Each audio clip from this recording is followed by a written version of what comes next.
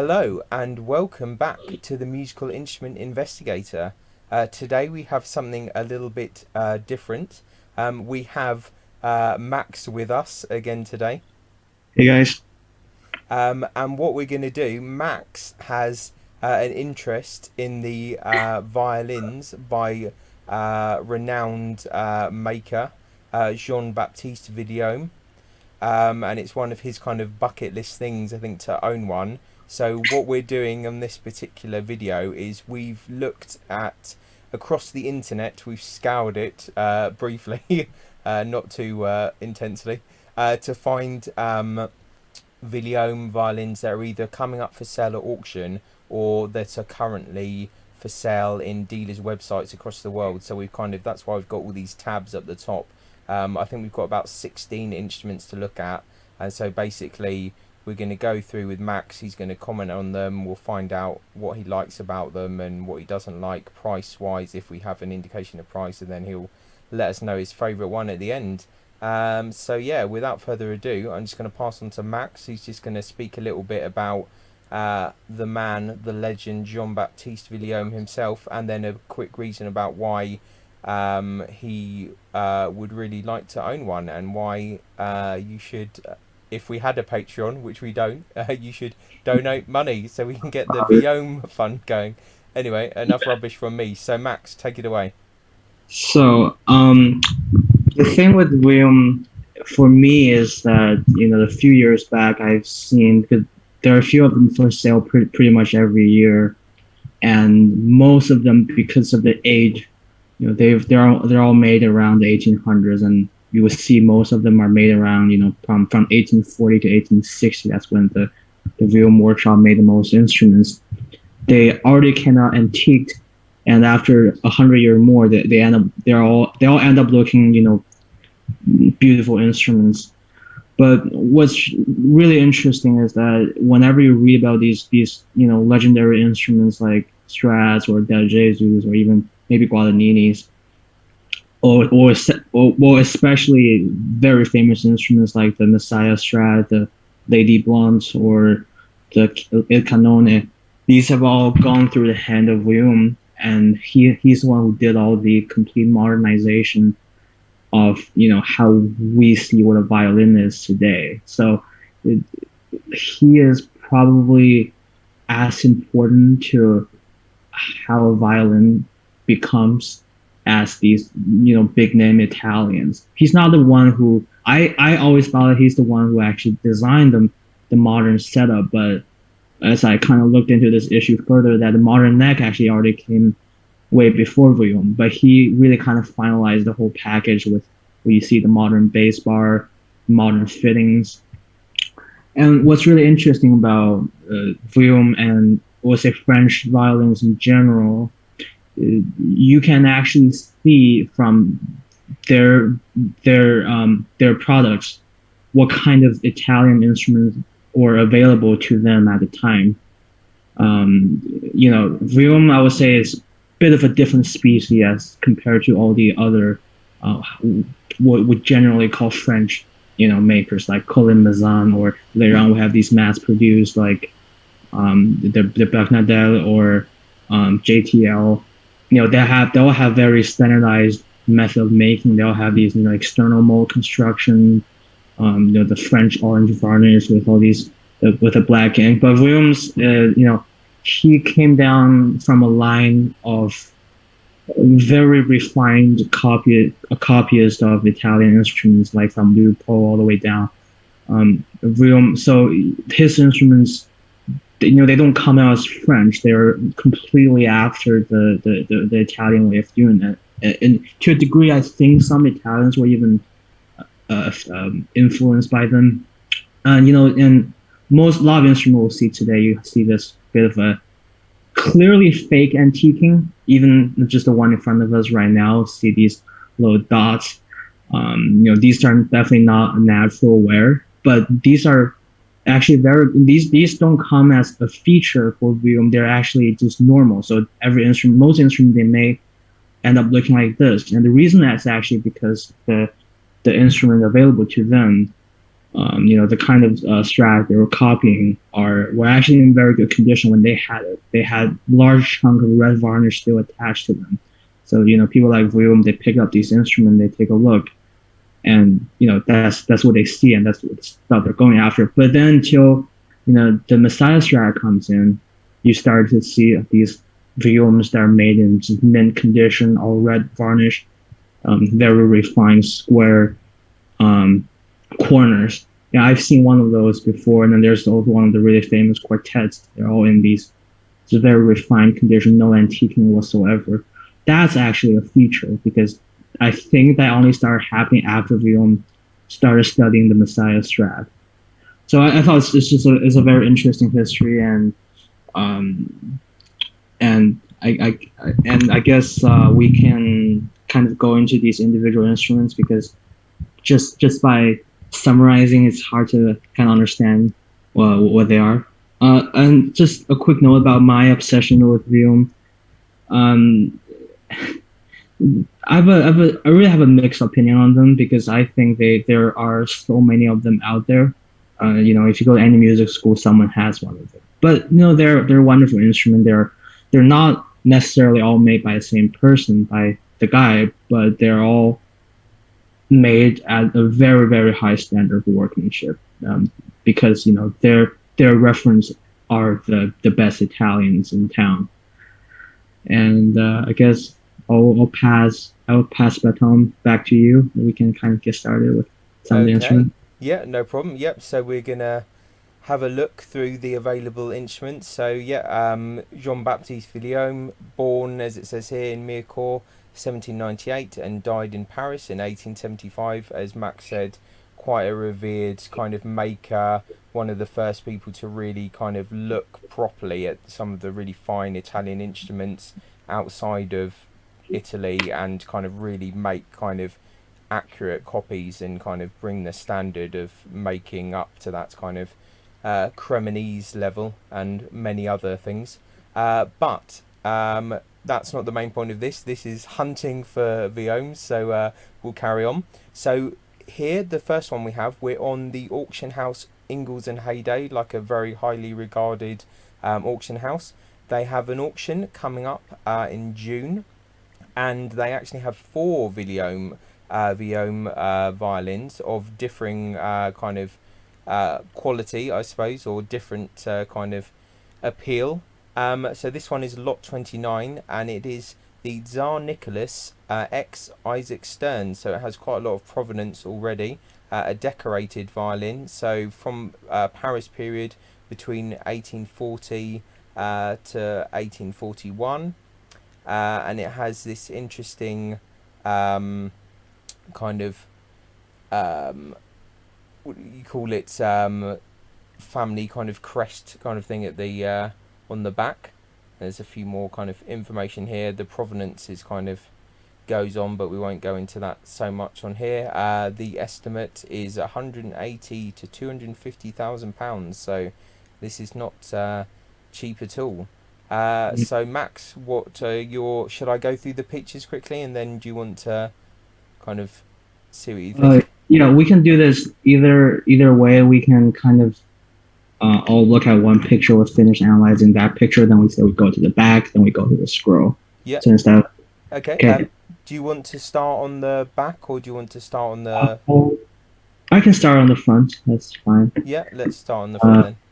Okay. So this is one of his many Strat copies. I couldn't quite tell which Strat exactly he's copying, but you can see pretty much just every signature detail on it that of basically the highest level of French violin making. You have these wide Cremonese corners, and it's very interesting that now we associate a lot of these white corners as being the French corner, but I believe those French were imitating the best French luthier before them, and those French luthier like Lupo, Pic, or Vuillaume, they're imitating the Cremonese. So these big corners really came down from the Strats. They're copying with the Guadagninis, whatever. So I would say uh, to say nothing special on the back would be an understatement. I mean, it's very finely made, but in terms of all the Vuillaume, this is like a standard like a standard quality for him. But and you can see that the corners have been worn down quite a bit. You know, probably Isaac Stern who's been playing. And, do you mind maybe zooming in a little bit? So that, Yeah, yeah, sure. No problem. Good. Let me. I think, and if you can see that Varnish is actually very interesting about this instrument. He doesn't have necessarily a thick red varnish. You actually have you have the golden ground and probably had another layer of golden varnish. So not necessarily a layer of red varnish, as I've personally seen a lot of French violins, and I believe uh, this instrument came out the varnish came out looking already very similar to what it is right now. I don't think it was completely covered in two layers, but he has some antiquing going on. But a lot of Vuillaumes, you see the center gets a little darker, but I don't think Vuillaume put it up there. I think those are just resin dust. But I'm not sure yet. I've actually never seen an antique Vuillaume in person yet. Last time I seen a Vuillaume was many years ago, and it was one of those mint condition or like on antique. I guess I'm going up to the scroll. Uh, Actually, we can just kind of go to the back because from the scroll, I guess I'll talk about when we get to the scroll. Okay. Yeah, and this is the signature Vuillaume antiquing. This is not natural wear. The instrument came out looking like this. All of these chip varnishes. This is what the French would have seen on Italian instruments at the time, because those Italian instruments were covered in a layer of red varnish, especially their Jesus. The Strat, I think there was a bit of progress over his life. He started doing those mate-ish yellow varnish, and later on had these thick red varnish on them. So this is what Vuillaume would see from like an Italian instrument. So all of his instruments end up looking like this. So I don't know how they did the chipping, because I know I heard from a few modern luthiers they will do this with packing with tape, duct tape, packing tape. Maybe he has some tape on it as well. And if you go to the button, you can see the locator pin is very well hidden under the purfling. This is also another Vuillaume feature that I think he also learned from the Strats he observed. Locator pins. The French, I would say in general, don't really like locator pins, except for the big copyists of French. Except the big copyists of Italians, they would always imitate the locator pin, because at his time, I don't think it's already necessary to have a locator pin, and I guess it all depends on how it's constructed. This I'm not gonna dive too far in, because I personally I'm not even sure. Yeah, and I think the button has been worn down as well. If you see some of the Vuillaumes in better condition, the buttons have been very well filed. It's a little groove coming down from both sides, 45 degrees. And if you go all the way down to the bottom of the plate, I think there should also be another locator pin very well hidden under the purfling. Yeah. And if you look at the corners, just nowadays this is super standard. They call it bee stings, but at the time, really you had to be best of the best to even desire this sort of purfling. No, this instrument is not even necessarily made by Jean-Baptiste himself. It could be by any of the very fine luthier in his workshop, but just generally the level of quality in his work. That's why I say Vuillaumes are probably some of the easiest instruments to authenticate or identify, because their qualities all so up there. To a point where they all kind of look identical in a way. And if you go all the way up to this back of the scroll, I want to talk about something I don't think anybody mentioned. Either they don't want to say it, or I would say the most important identifying factor of a genuine Vuillaume will be the delta region to the channel.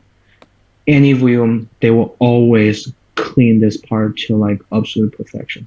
This part, I think this one has probably been worn down a little bit. If you see one in a better condition, you see just one straight line down, no delta whatsoever. So, in case you want to know if the violin on your hand is a Vuillaume, just look at that region. If it has a delta on it, that's not a Vuillaume. Not a single Vuillaume in any online database or any picture that's like that leave a little delta there. Yeah. So these are just kind of just factors of, or we'll say the kind of quality that the Vuillaume instruments are always going after. Well, actually, there may be an exception to that. Will be some of his personal copies of the Jesus, because the original the Jesus workmanship are not the best, and but those instruments you would know if it's a personal copy or just a cheaply made minor chord trade instrument. So, yeah.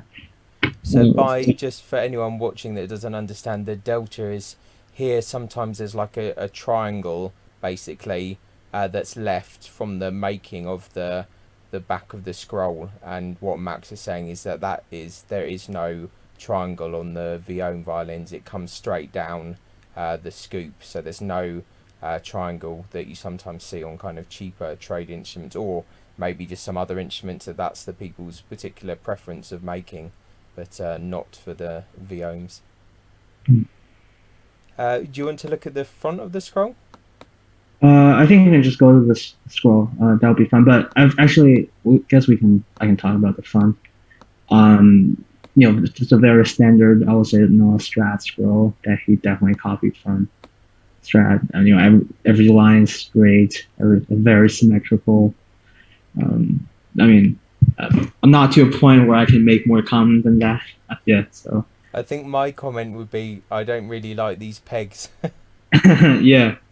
But these could be the original fittings by Vuillaume. I don't know if they are, because I know some of the special instruments he had like specially carved tailpiece. I don't see any on this one, so yeah, probably one fitted later on, because his workshop also made some really beautiful looking fittings.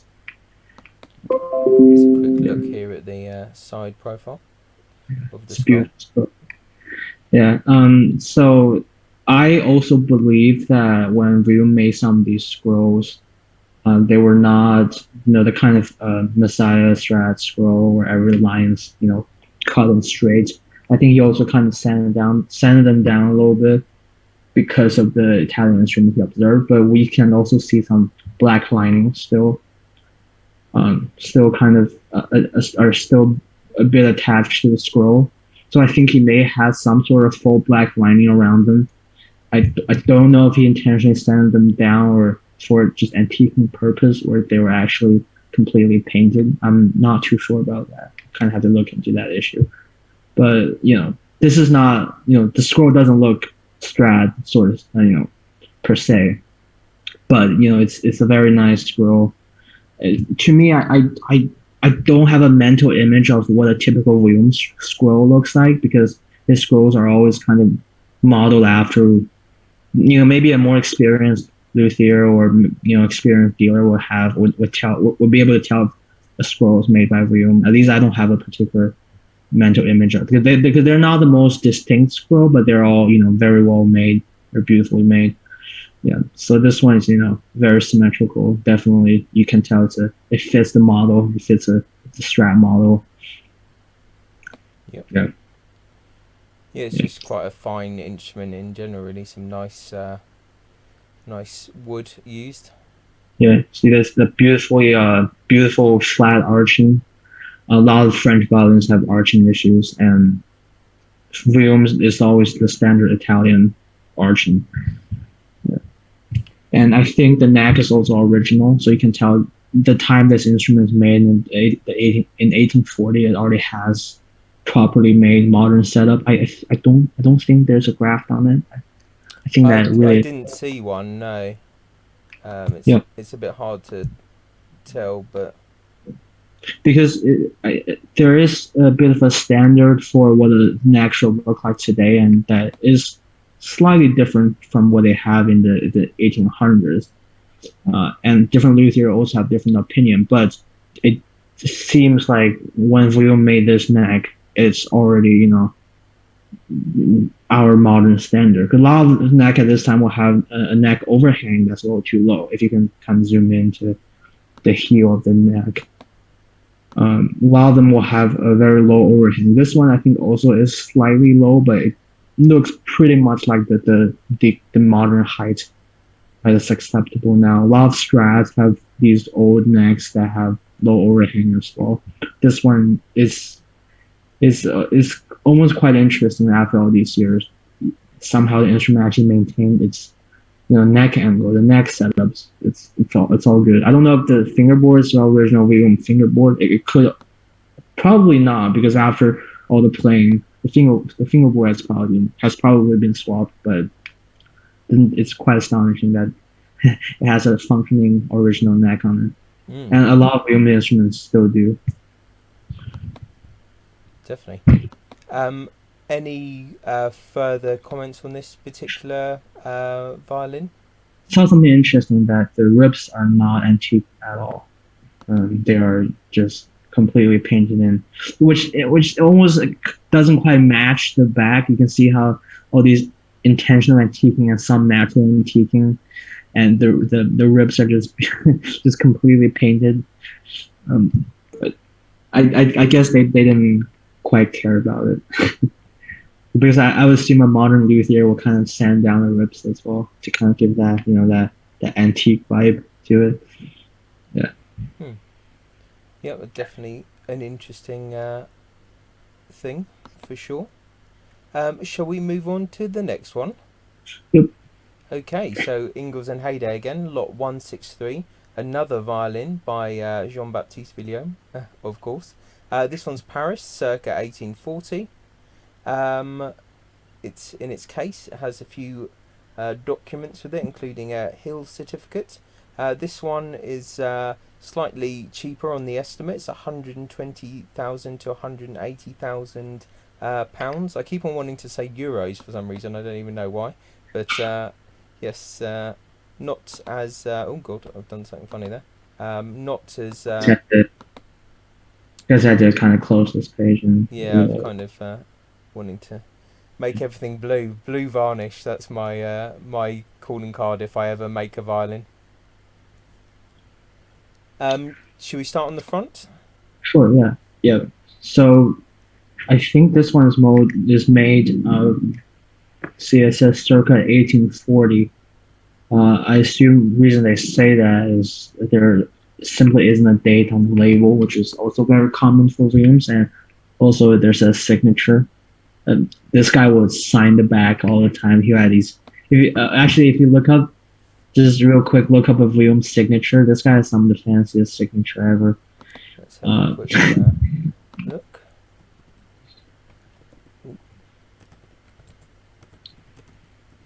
Jean-Baptiste, yeah. Is this that one? Yeah, you can just click images, because some of them are just huge. Yeah. Interesting. It's quite curious. So if you look into some of these instruments, you most likely find one of these. Colimazan also did a lot of them. It's like a French thing, I guess. Well, that's interesting. Yeah, but everything on this one is also why I call it a standard for you, because everything is just. But it's interesting. All three examples sold on Ingalls Hayday at the moment are Strat models, but it's quite interesting. I guess if I'm a little more experienced with Strats, I can kind of figure out which Strat he's going after, because those F-holes definitely don't look like very, very late Strat. Probably the ones that we would call the golden period Strat. And I don't know what kind of purfling he's using. I would assume maybe he used the same kind as the Italian, the maple purfling, or he could also be using the more modern ebony purfling. I'm not experienced enough to tell. And this one, it looks like it's gone through the back. The front has probably been removed a few times. You can see some blue marks. So other than that, wow, it's actually don't think there may be some repair cracks, but I don't see anything. It's one of those mint condition. Yeah, I mean nothing too special on the front. About my point earlier about if he intentionally antique the front. I guess you can see from this one, there are a little more varnish to the center and the little less to the upper and lower belts. I can see some of that are natural wear. Some that were made when they were made intentionally when the instrument was varnished. So just like I said, these instruments were if you get a Vuillaume exactly like how it came out of the workshop, you probably think that's some sort of a pretty lower end varnish and nothing. It's sort of bit of a lower end antique and just it obviously doesn't look like it's old, but when these instruments actually get old, actual wear plus intentional antiquing really make them look very interesting. You can tell that they're not completely like naturally worn down like some of the really really old instruments, but they are definitely beautiful after all these years. Yeah, Definitely. I'll have a quick look at the back on this one. yeah. The exact same kind of the Vuillaume antiquing to the back. And actually, I just noticed something. How he did how he dug out the purfling channel from the corners. I think there's a whole article on it. I mean, one of the Roger Hargrave article wrote about how the Italians kind of do a little bit of like a circular, like a rounded purfling channel. They dig it down with like a chisel instead of some instrument where they almost dig it like it's like rectangular. A lot of French instruments do that. So I don't know if these corners were already rounded when they were made, because a lot of Strats had square corners. They dig the purfling channel. Then when they get rounded, your purfling channel actually kind of goes in a little bit, because not only are the corners rounded on the side, it's also rounded on the front. So I don't know if when the instrument's made, he's already going after that aesthetic. If you go to the scroll, the corner above this one, if you can see this one, because you can see in a lot of Strats that after it's been worn down, the purfling kind of goes out of the way into the edge of the corner. So I have multiple theories. Either when he made these corners, they're all rounded, so he kind of just dug the purfling channel, or he actually made that kind of square corner. Then he dug it, and this is actually a result of natural wear. But either way, I think they're quite interesting. So these corners don't look exactly like what you see on Strats, but they are definitely very nice. I would say a French interpretation of the Cremonese corners. Yeah, and you can see how his purfling are actually very close to the edge of the plates compared to a lot of other French instruments where they actually really push the purfling towards like inward. So you can tell that he made a lot of very detailed measurements to the famous instrument he has on his hand. Yeah, a lot of care and consideration for making these instruments based on the kind of fine Italian instruments that he came across. Yeah. This one also appears to be one that's been played quite a lot. If you go up to the button, I would assume it looks like that button has been worn down quite a bit. Yeah. So this one I can't quite tell which one is natural, which part of antiquing which part is intentional antique and which part is actual use. But this one doesn't have a lot of those rosin residue on the front. Maybe it's been cleaned. Not too sure. Yeah. Okay, we'll have a quick look again at the scroll.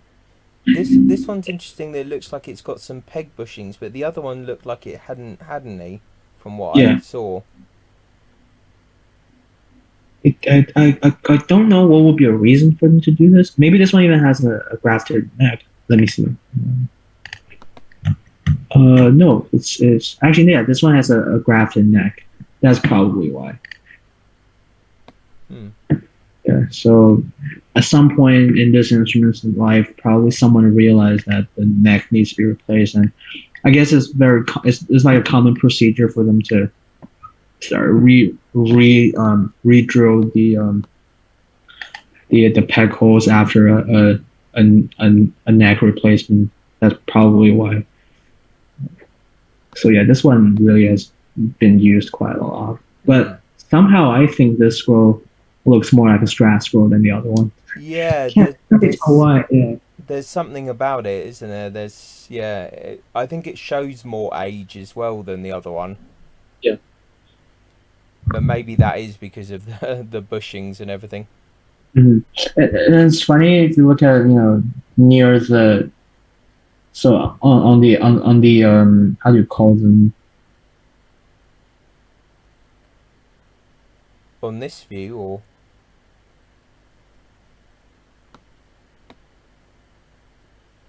oh, have we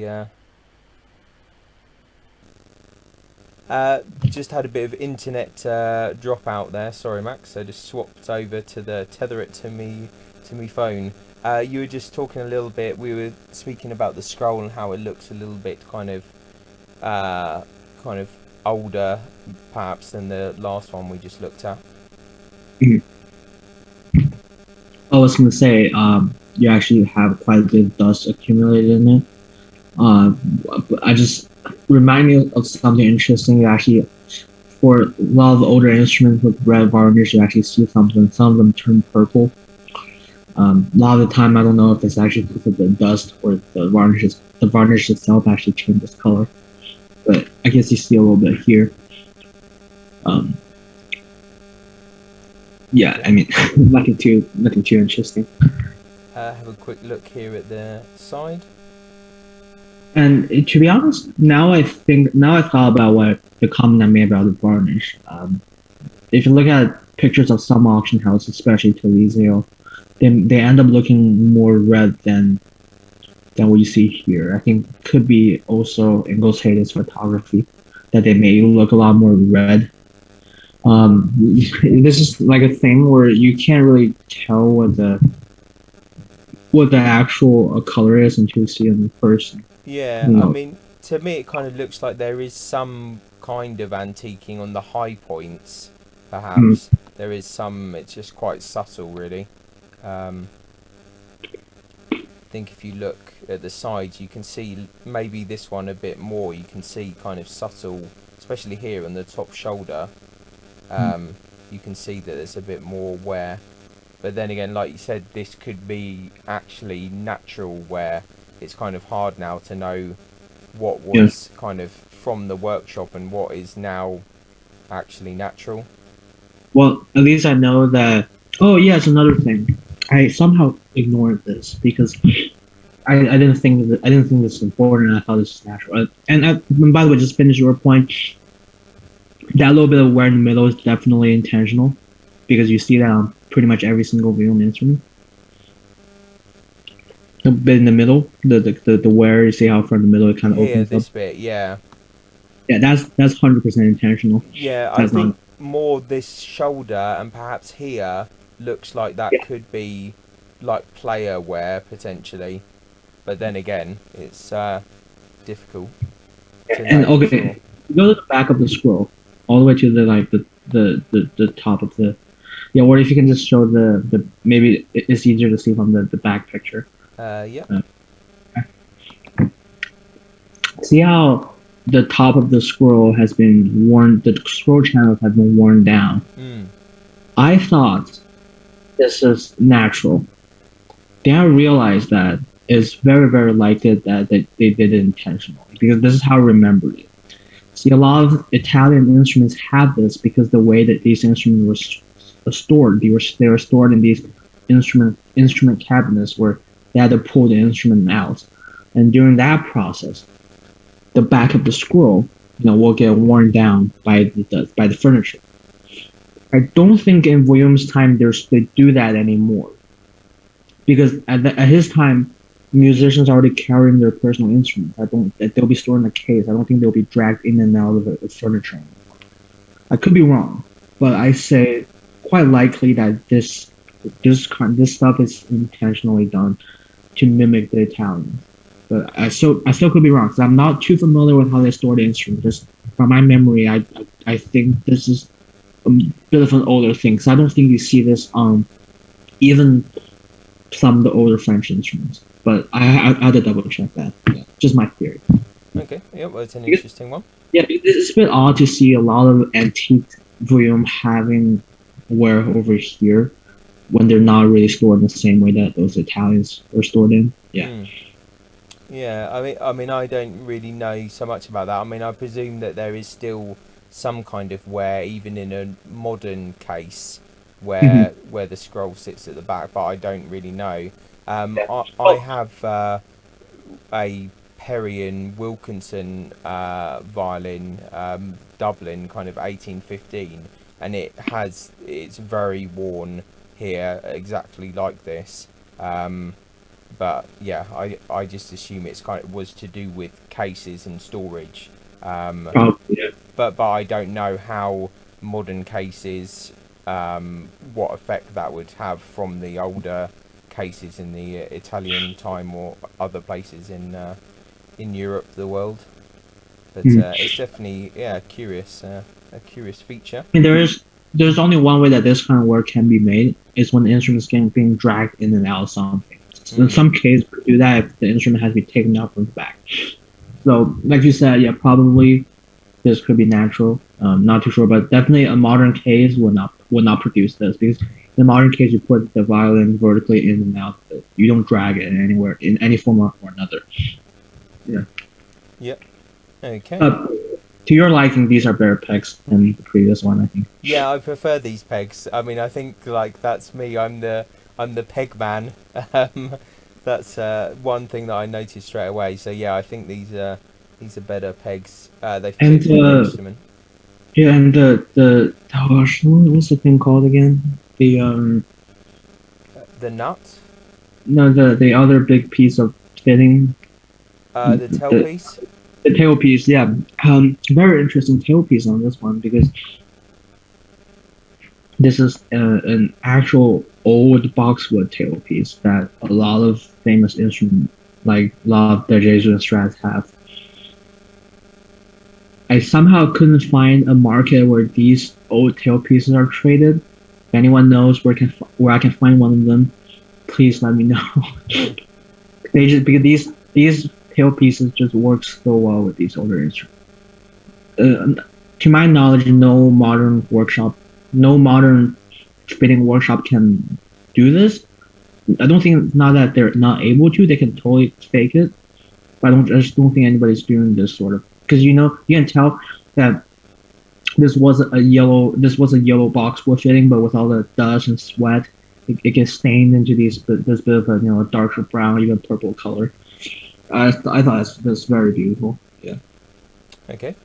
Any further comments on this particular instrument, or should we go on to the next one?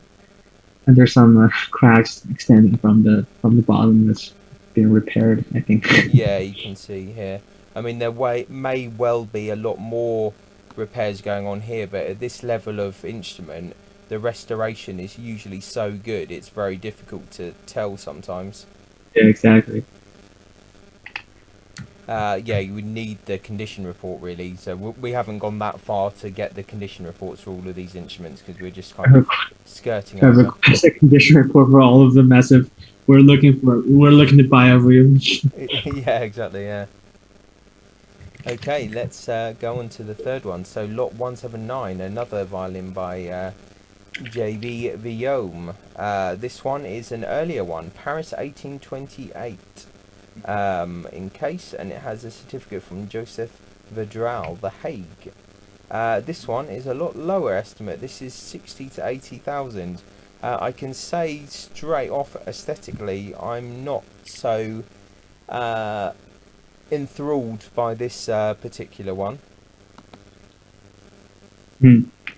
Yeah, you can tell that it doesn't have the kind of the same kind of varnish we'll call a Vuillaume from made after 1840s. This looks almost more like a standard 19th century French violin, but nonetheless, it from the look of it, I still think it's a very well made instrument. Mm. Yeah, it So definitely looks, as you say, the same quality that you'd expect, but it just aesthetically for me, mhm, I don't find it quite so exciting. I yeah, think the back in particular, like I mean that the varnish is amazingly well, kind of, it's in a nice condition. mhm. So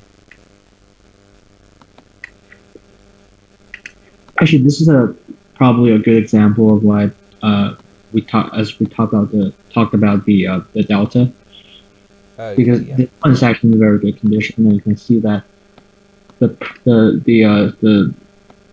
the scroll channel has really been very cleanly done, and you can see a lot of those black linings still exist on them.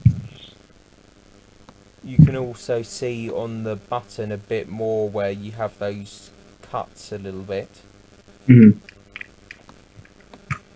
Interesting noticing about the pegs because that's obviously my main interest here. This peg is missing its decorative collar here.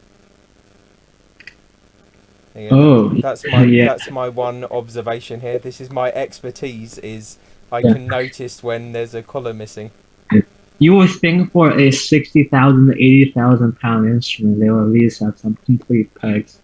You'd be surprised. Like, it's just so many instruments I see from auctions have at least the end pins, or how do you call them, buttons? How do you call that little thing there? Here, It has, yeah, yeah, some of them the end have, pin, yeah, yeah, some have a lot of them just have a missing piece on it. yeah.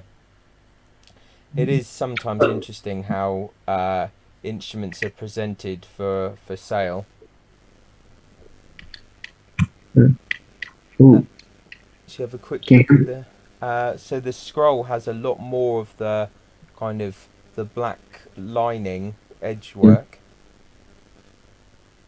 This one looks even less like a Strat scroll, but it's a pretty nice scroll nonetheless. Yeah. Yeah, and you can see that Vuillaume is not a fan of that little extra beast thing to the end of the how do you I don't know how do you, I don't even know how to call that, because I know some luthiers they would like to kind of give it a little extra cut near the end. I think You Strat also mean did that. here, like a Yeah, tiny little extra, yeah, yeah. a But turn, like a final turn of the scroll or something. well, Yeah. not as radical as some of the German scroll, but a tiny little bit. A lot of modern luthiers really like. Yeah, you can see that Vuillaume is definitely not a fan of that. Because now the instrument we've seen so far has that little extra dig. Hmm. Yeah. Quick look here But at the side. actually, if you put it back, I think I missed something. Oh yeah. You can see that it still has those really fine hidden locator pins Yeah, right on. even more fine on this example actually. I so this is the point where I don't know if he did it for the aesthetic or it's actually a functional design. It's just like I mean you can't expect people to.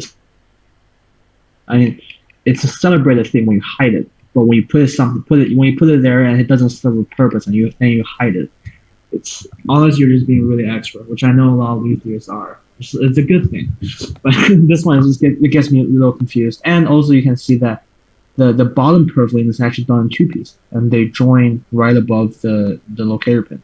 Yep. Not really a relevant detail, but I just thought it was kind of interesting. No, no, it's good to point those bits out. Then here's a This side one view. has these rib antiquing. This one looks, I guess, actually intentionally done. An interesting instrument across all the Vuillaumes. I've rarely seen a Vuillaume looking like this. I guess this is a much earlier example. Yep. Okay. Any further comments on this particular one? It's a good entry point for a film. Yeah, if you £3,000. Vuillaume on a budget, so but we should have started a Patreon before we did this video, and Yeah. then we could have started the collection. But yeah, I guess you're right. Yeah, if you yeah wanted to kind of really wanted a Vuillaume, but your budget was kind of a little bit restricted, then this is a good opportunity.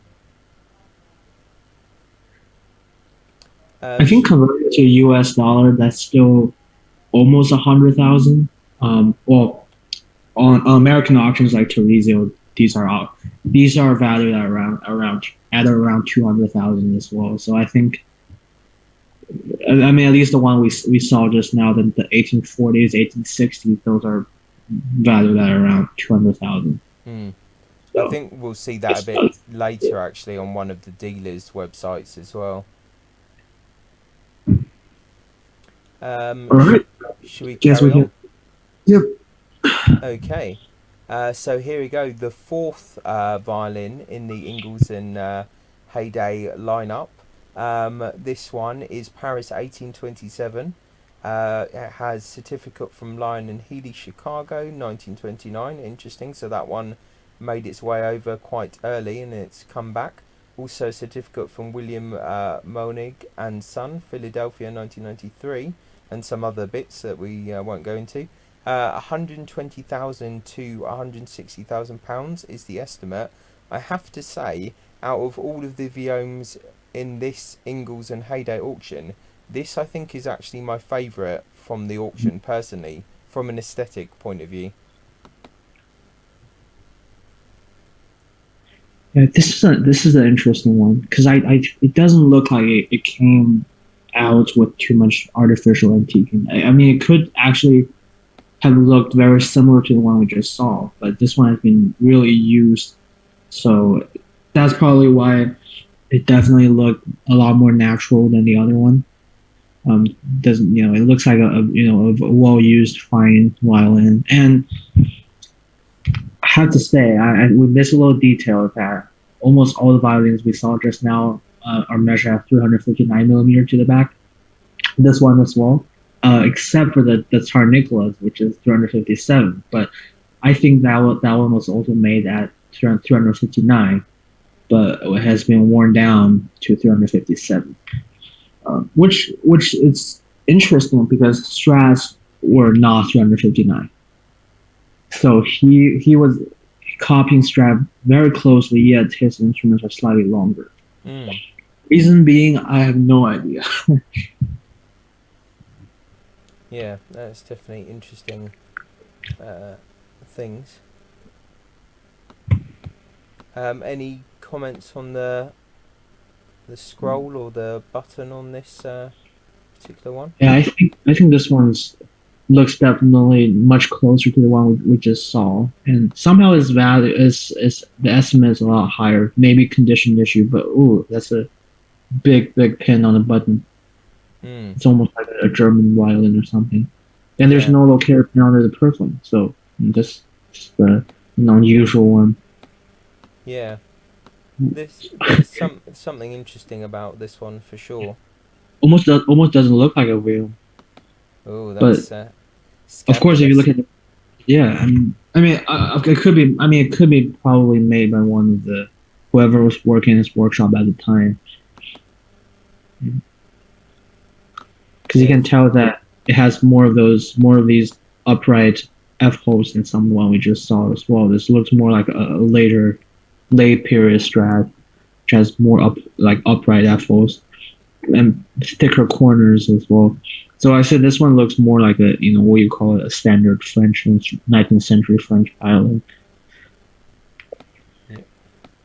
We'll have a quick look at the scroll. Interesting as well. Yep. Like you say, it still doesn't have the final little nick. Actually, if you look at the tail of the scroll, see how when it's joining the neck, this angle kind of tips up a little more. Yeah. Or some of the other ones closer to actual Strats, he'll make this angle a little lower. So yeah, this one is definitely a pretty special one. I would say an unusual one. Yeah, I think for me there's something about this one. I like the wear kind of patterns. It just looks like, say, kind of, if you look at the front, it looks like this one probably didn't receive the same antiquing, or perhaps didn't have antiquing, but it has been uh, used. Either that, or it's just an incredibly advanced antiquing for the time. But it's yeah, that's an interesting one. Any comments on this one, or shall we go on?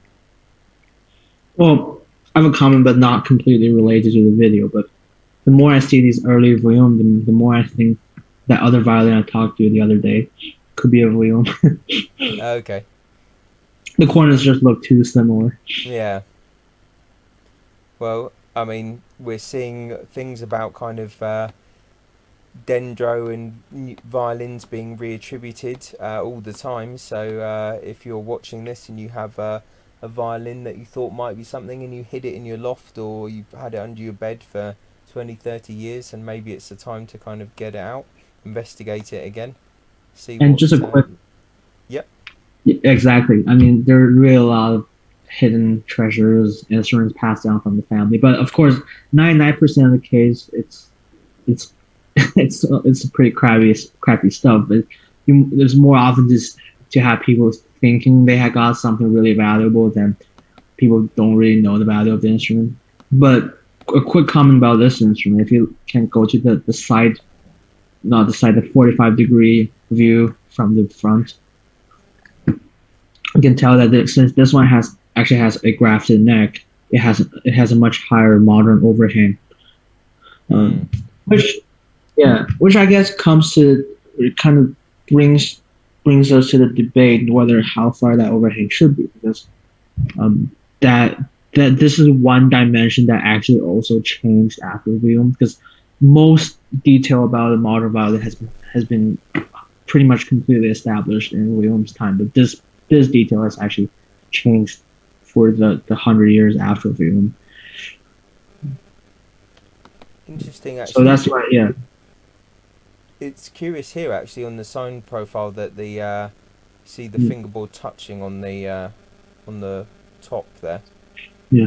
Either the arching is too high, or the neck angle is not correct. Uh, I think this is fine. I've seen Strats doing exactly this. I've seen Strats that's been properly set up and having the upper bell archings almost touching the fingerboard. So I'm not too sure. I kind of have to see the instrument in person to see if the string. From the look of it, there is a possibility that the string clearance is a little too much. So the fingerboard projection is a little too low. Because the bridge looked okay.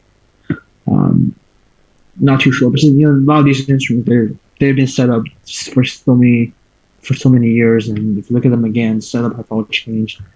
Um, and the dimension is off, or it was done at the wrong dimension to start with. So they could have issues. Even for a 120,000 pound instruments, you totally could be needing a new neck. Yeah.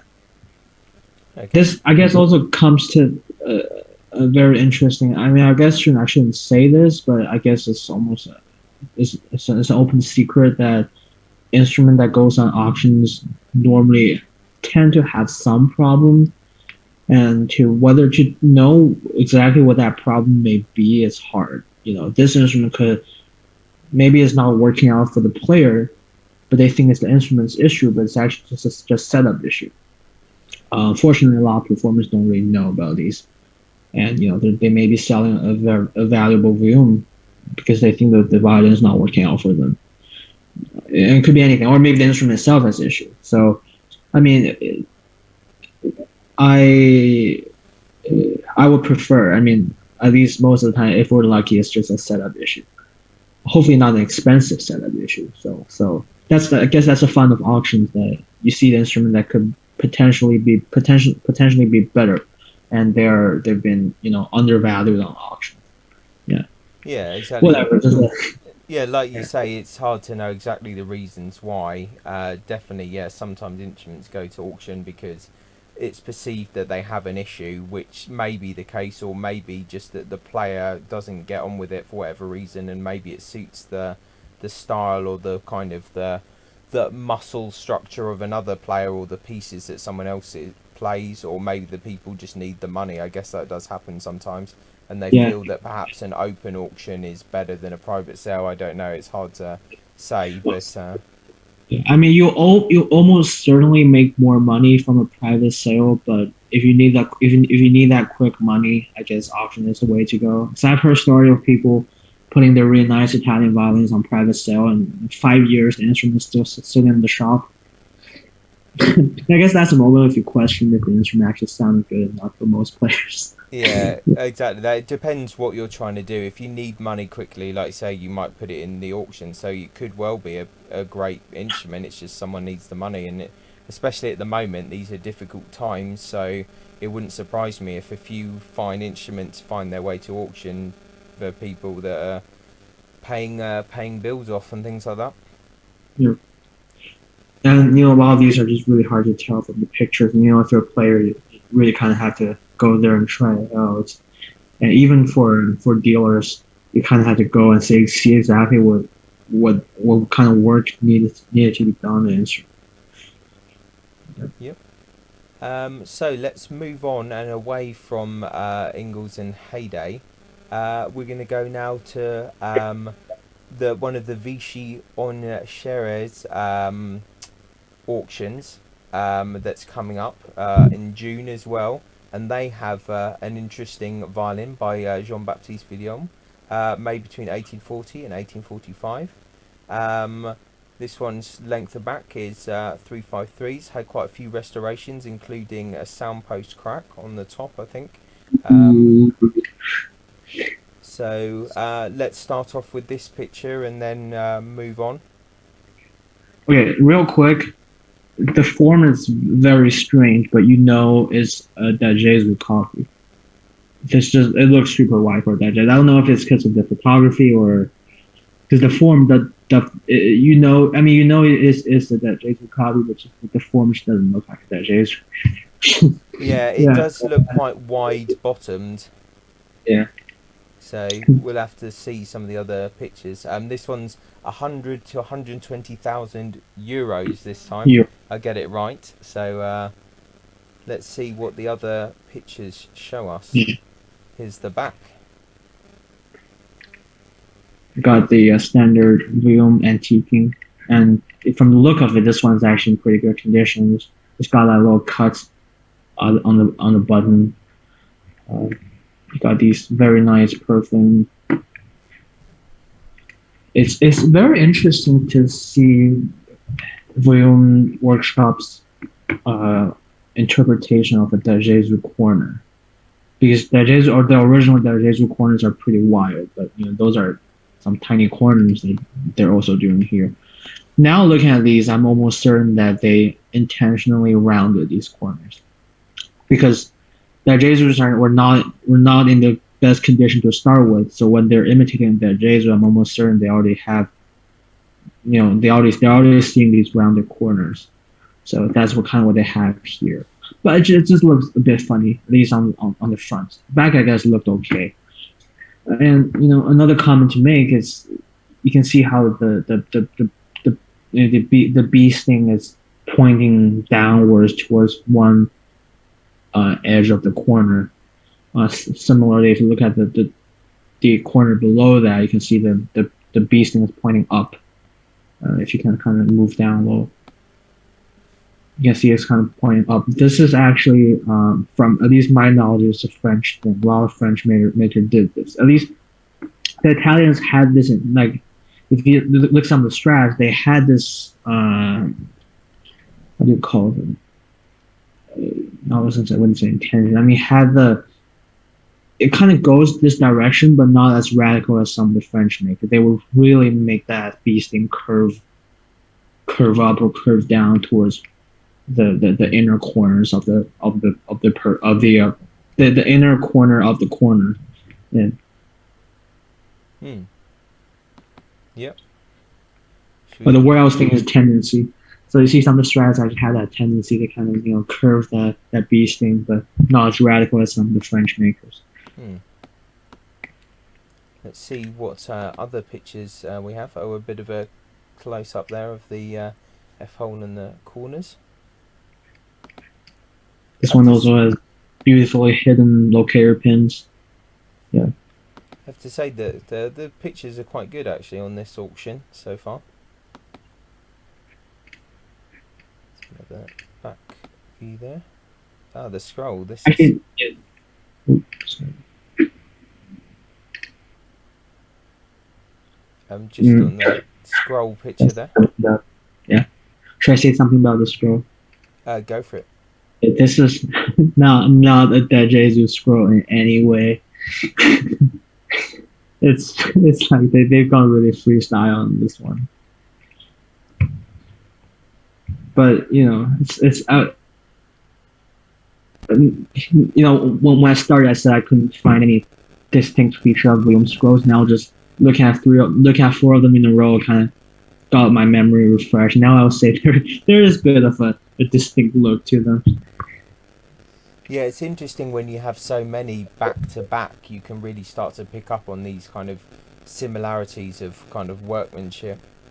Yeah, I guess one signature we kind of picked up right now is how that kind of end of the scroll channel, he really dug it out instead of kind of like a lot of modern maker. They would join that line and push it a little more into the scroll eye.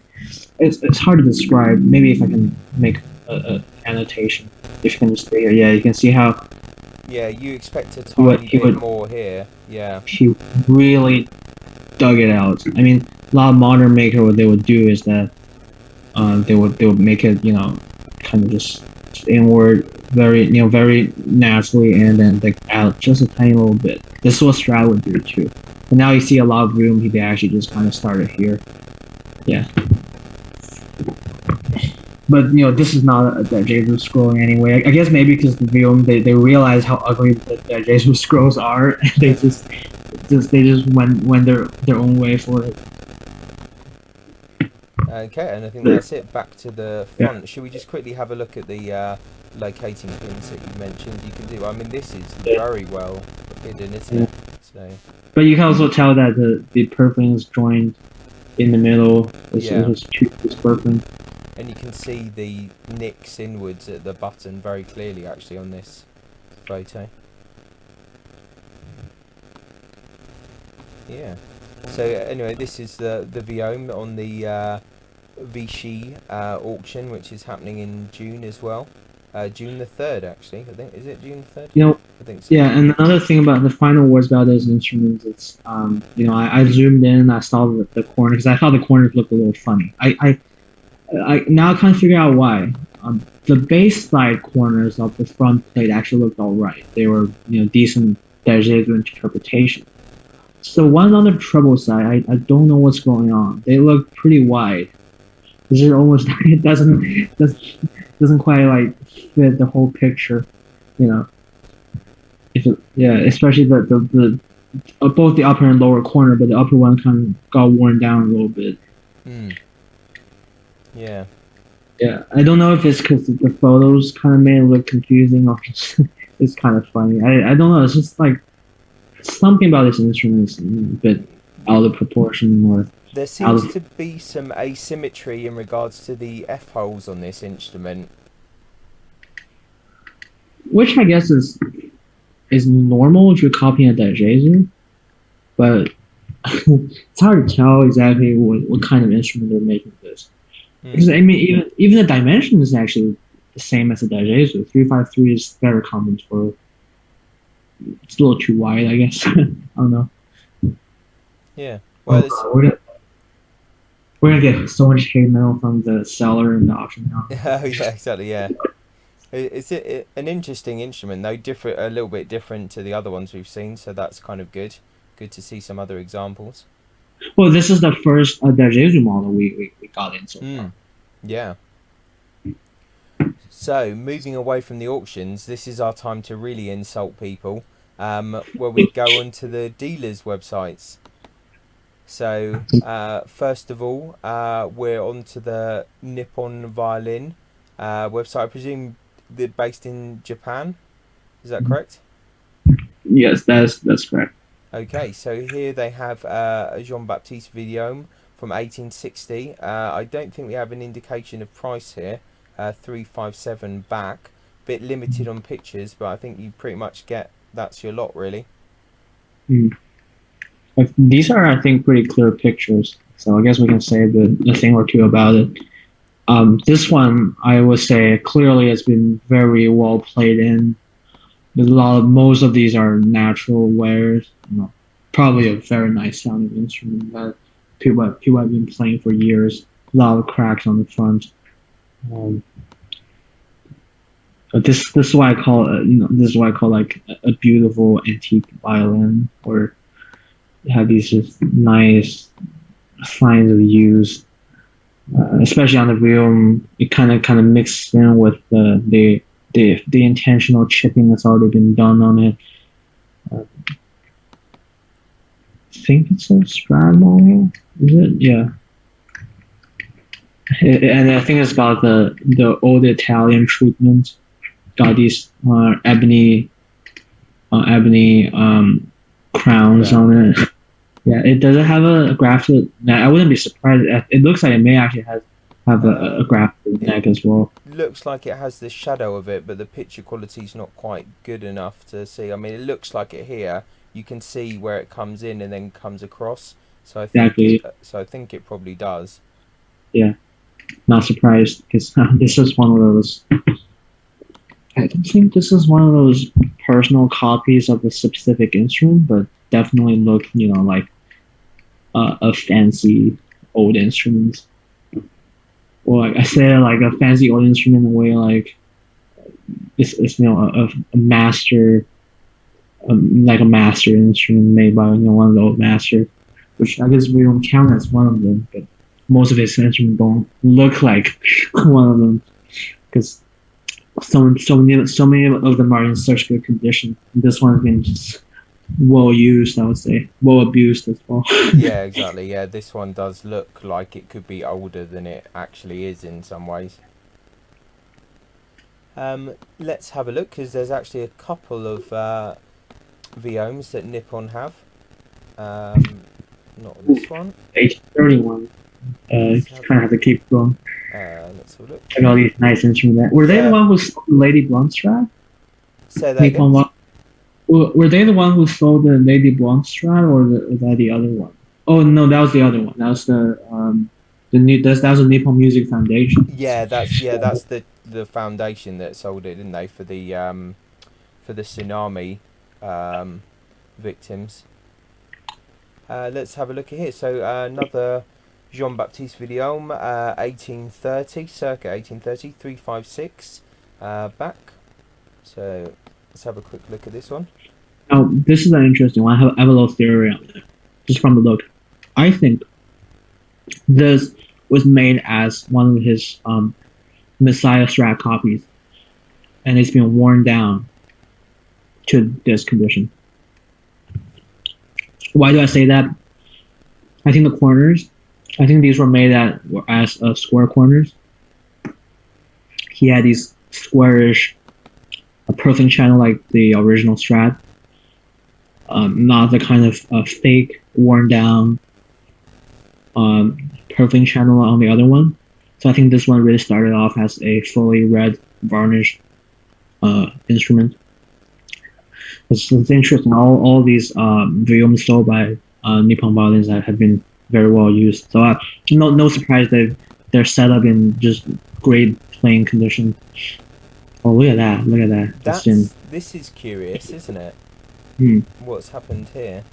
So on the back of the scroll. I think. Can't tell. I don't think they have any side. Oh, they do have side pictures available on this one. Do they? Because the other one. Oh yes, they do. Yeah. Doesn't look like wear. I mean, that's very interesting. Yeah. Do you think? could that have been a photo distortion rather than actual reality, or? I don't think so. I mean, from the look of it, definitely the right side looks different from the left side. You can see the Yeah. left side been coming out a little bit more. No idea. The And this one has a replaced neck, which has yeah, the modern overhang. the varnish is quite pinkish on this one in some places. Oh, that's just a top for sure. So, It's almost looked like the one of the strat they copied in Oberlin. What's it right, called again? The one in Library of Congress, the Bet Stradivarius. right, okay. The condition looks very similar to that one. Honestly. You can see there's a big crack that's been repaired here. Interesting, actually. You'd expect that they would have repaired that a bit better, given the type of instrument. These are probably old repairs. Yeah. I mean, if they do it again, I guess they will probably they'll properly clean it up, and re-glue it, and fill it up. Should we have a look at the third one that our friends at Nippon have? Yeah, I mean, just final words on this one. Oh, yeah. It also has some pretty nice. I forgot what the thing it's called again. Tailpiece. Yeah, old tailpiece. I wouldn't be surprised if Nippon acquired this instrument maybe directly from one of the shops, maybe Hill or whatever. Yeah. Okay. Selecting everything. Let's have a look. Oh, the next one is right there. So, Jean-Baptiste Vuillaume, circa 1840. This is a longer back one, 359. This is in your length of back danger zone here, Max. Oh yeah. Wait, which one? Yeah, well, almost all the strats we saw, right? We've seen so far are 359s. So You'll have to bid on the Del Gesù one then. yeah. I mean, if I'm gonna pick up a Vuillaume, I would definitely try to get the Jesu copy. Yeah, I mean, this would be one beautiful example of what I call the Messiah copy. Even the description said that this was an exact copy of the Messiah strat. Right. Okay. Yep. Should have a quick look at the side photos.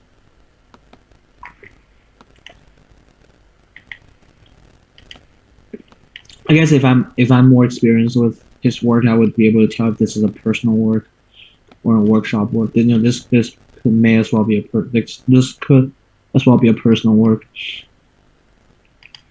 Because whenever you're talking about exact copies of certain instruments, but a lot of Vuillaumes are made this way as well, so it's hard to tell. And just say the other violin I had looks awfully similar to this one. Even the dimension is exactly the same, but that one didn't have any locator pin or black lining as on this one, so that one's probably not a Vuillaume, but Okay. but yeah, I mean, Any further thoughts on this? I find it really funny if you look at the F hole. Tell me if that's actually Strat F holes. They look almost like their Jesu F holes. Yeah, slightly interesting. Yeah. Mm. They do have a kind of sharpness to them. Mm. And yeah, this is another thing where if you look at so many violins, they all start to look the same to you. And,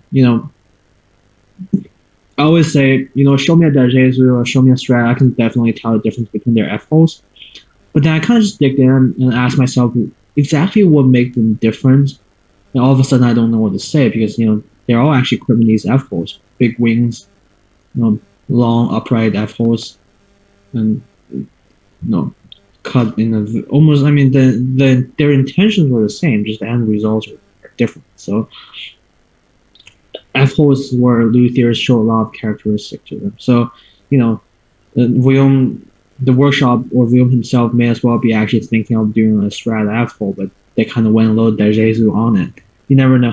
Yeah, exactly. And I guess if you're working on it, there becomes a point of no return where you've taken away some material in a certain way and you're kind of stuck with what you've done, really. Yeah. Okay, so that was Nippon. So now shall we carry on? They don't have another one, right? I don't think they do. I thought it was just those three. Um, Yeah. I, I mean, if we had time, we should kind of go over all of their violins. They have some really nice stuff here. We'll maybe go that's one through for them. another video. Yeah, nice Yeah. Ventopane there. So yeah, for another video for sure. But for now, let's move on, and we are now on the website of Florian Leonhard, another very internationally renowned dealer, based mainly in the UK, but with offices in other countries as well. They Um, have one, yeah, they have one in New York, and they have a West Coast office also opening up. yeah. So this is Paris 1858, so it's a little bit later, and the length of back is 35.8. Uh, this is this is a bit more different. I'm Working, not yeah. sure how much we. I don't think we even get a back picture, do we? So there you go. Should give them a call for some more pictures. Yeah, exactly. So the inquiry form. Yeah, but just from the look of this looks like a much more exact copy of the Dejezu. You can just tell that's a Dejezu model. Yeah, I don't Yeah, think it's pretty hard to see. we're not really great on the details there, but I just wonder I mean, you actually can if there was a no, there wasn't a. I thought there might be even a back the picture. even the scroll. If you look at it, it's definitely an actual copy of the Dejezu scroll. That's not a Vuillaume scroll anyway, which is nice. This is like my favorite kind of scroll. These kind of just crazy. I'm almost certain that the original Dejezu, the scrolls were like hand drawn and just he just straight up went into it with a chisel.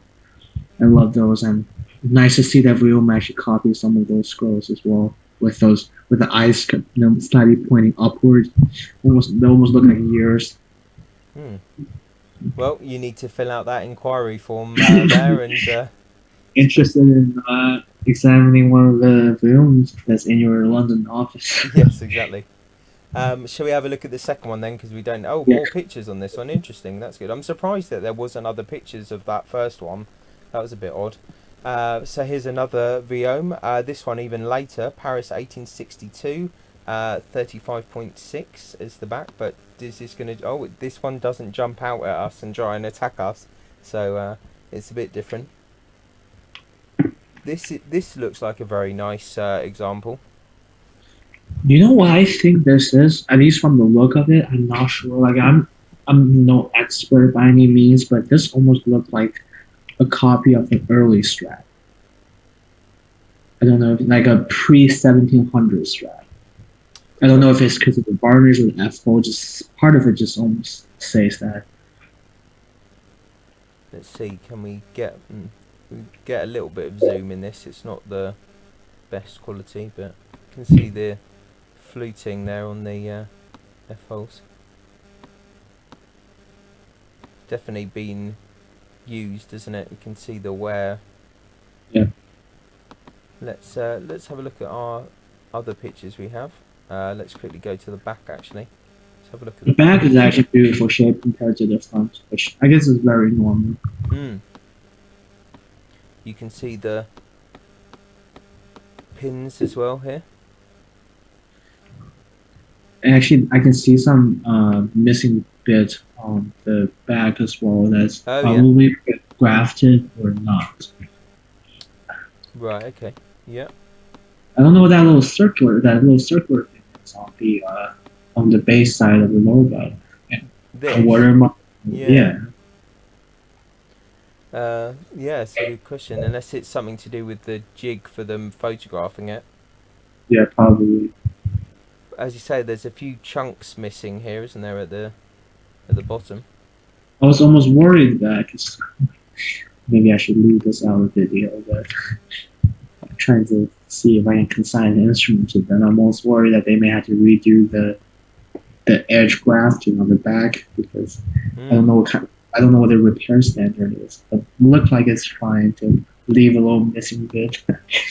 Interesting kind of splodge of varnish there. And this is line here is a bit concerning position, isn't it?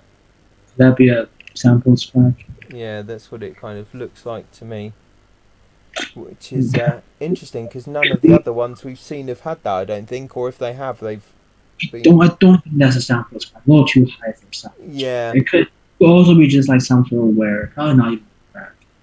It's hard to tell in the pictures are. it's difficult to say, isn't it? So. I mean, this one is a pretty well used instrument. It could be anything. Let's have a quick look at the in the side.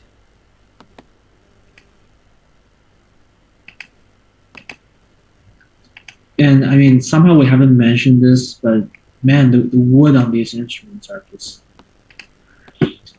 He's got good wood. Oh yeah, it's spectacular choice of timbers.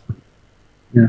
Yeah, you can kind of see this disc here in the back of this photo. I'm not quite sure what that is. Sticker they put on. Yeah. It doesn't look. Does it have a grafted? I think it has a grafted. Well, it has something that looks like one, yeah, but it's. Yeah, now I'm almost certain that it's a copy of the early Strat. Even the color of the varnish is going for a bit of an early Strat vibe. Yeah, the F4 doesn't look like a late Strat. Hmm.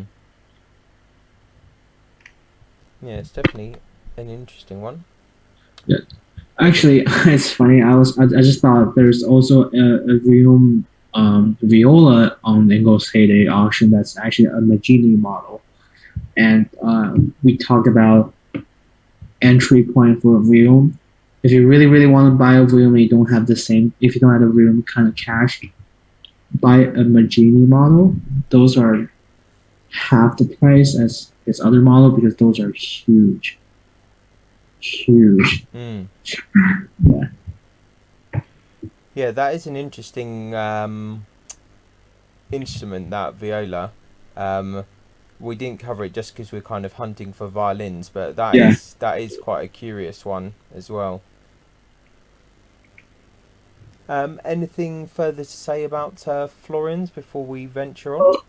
Nothing particular. And also, out of courtesy, don't want to say anything bad about it. I don't see anything bad about it either. So, I mean, it looks like all these instruments we're looking from these dealers are all very well used instruments, which is interesting because I would expect more sort of a mint condition instrument from these dealers. Maybe I guess it works the other way around, where actually good sounding instrument will end up in dealers. Well, mint condition ones that they're not, I would say probably not set up to the best sounding condition end up on auctions. Yeah. And I would say this particular 1862 Vuillaume is very different from the other one because the other one are all copies of either De Jesus or late Strat. This is actually a copy of an early Strat. And this may as well be a personal work because even you see 1862. I mean, I don't know how Vuillaume does his labeling, but a lot of them don't have detailed year which they're made in. So I guess this could be one of the personal work. I tell that it's property of an exceptional violinist for over a decade. Yeah, well there you go. Yeah, it has the war wounds to prove it. Okay, well let's carry on. So now we're on Tim Wright Fine Violins. And they have a violin by Jean-Baptiste Vuillaume, Paris, circa 1860. So another later one.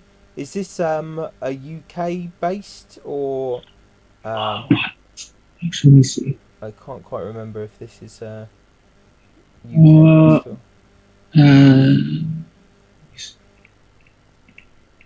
Yeah, they're in Edinburgh. Okay, yeah. So in Scotland then. We don't want to insult our Scottish viewers. So, but yeah, UK based, but in Scotland. So, yeah, this is an interesting one. This appeals more to me, I think. The back is very, very interesting on this particular example.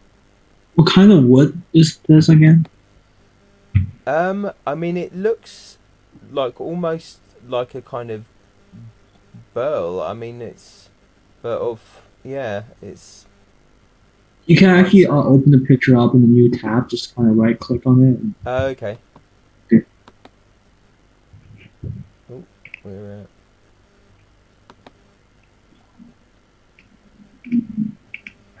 And I would say this one is interesting. It doesn't have the standard big Vuillaume corners. It actually has these nice thin little corners, which it could be a a very specific copy of a very specific instrument. Hence the material choice on the back. yeah, yeah. It's quite delicate, isn't it? I mean, this will be the kind of Vuillaume that I will pick up. A special one. I'd say. Yeah, when the Patreon comes in. Yeah. I mean, I have to say, actually, out of all of the ones so far, this one is the most appealing, actually, to Oh, me. I see what's going on. This is probably not even the Strat model. Look at the F holes. Yeah. It's like Grand Pattern Amati or something. Mm. Probably a Niccolo Amati. That's actually, let me see if the Yeah. website says. Does it say anything about? Okay, it does say. Okay, being modeled after Amati? Amati. There you Yeah. go. See, my model identification skill is still pretty good. Yeah. Yeah. This is very nice, kind of looking instrument, really. You can see it's got the small eye of the Amati, and it actually gets that little extra Yeah, turn. it's got a little tick over, isn't it? A couple of extra Yeah. millimeters. And does it also have a flat art? I mean, you can't see it from the side. Because a lot of the problem a lot of people have with Amati is that their arching are slightly too high, so they don't end up sounding as good. But that's a bit of a myth almost. So this instrument could be as powerful as a real model Strat. And Yeah. No, that's an interesting. so if I said real model Strat model real, I don't know why I said it. Yeah. Yeah, no, that's an interesting looking one. Shall we carry on? Yeah, I mean, I kind of want to just give a general observation of this one. This one is definitely very special out of all the ones that we've seen so far. Because I've actually never seen, I never read about any Amati model Vuillaume one online. I've obviously never seen one in person. But yeah. This could be the one then. Yeah, if they give me a good price, but I'm almost certain that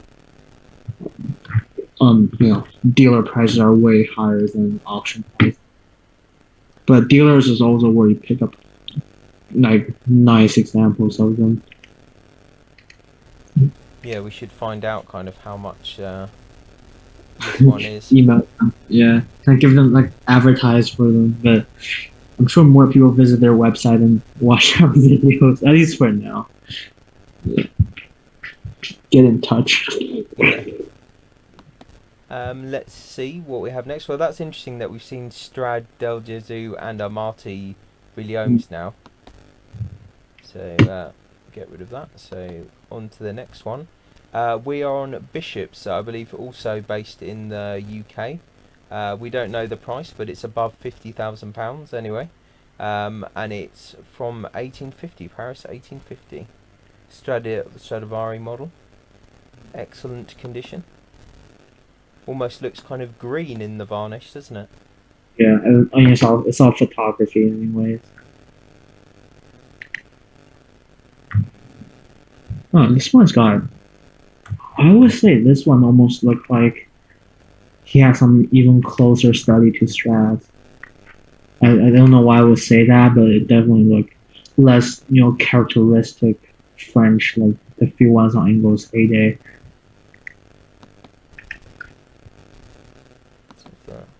Quick look here at the back. Oh, if it lets us, yeah.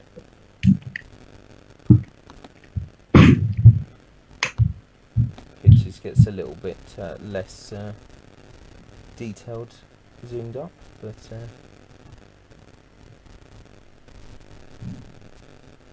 how do you rate this one? Oh, I wouldn't say compared to the one we already saw, I wouldn't say it's too special. But it does almost feel like it's another very well used instrument. Almost feel like he had a much closer look to some of the strats. It doesn't have the the big corners as some of the other one we saw. This could be, also one of those closer copies. I couldn't see the size. I don't know, because that looks like an original neck as well. Should we listen to a quick bit of sound from it while we have the opportunity? Yeah, actually, I think the English Heritage ones also have sound samples. Oh, do they? But, Oh well, yeah. we missed that one. But Yeah. let's. Vuillaume circa 1850.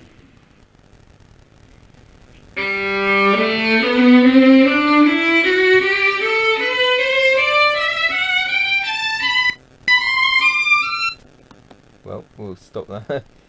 Don't get much from that, unfortunately. You still there, Max?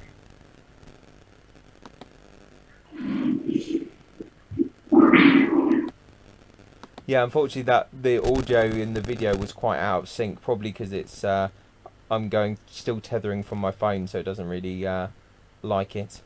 But we get the idea anyway. It was a bit of a simple kind of scale kind of thing.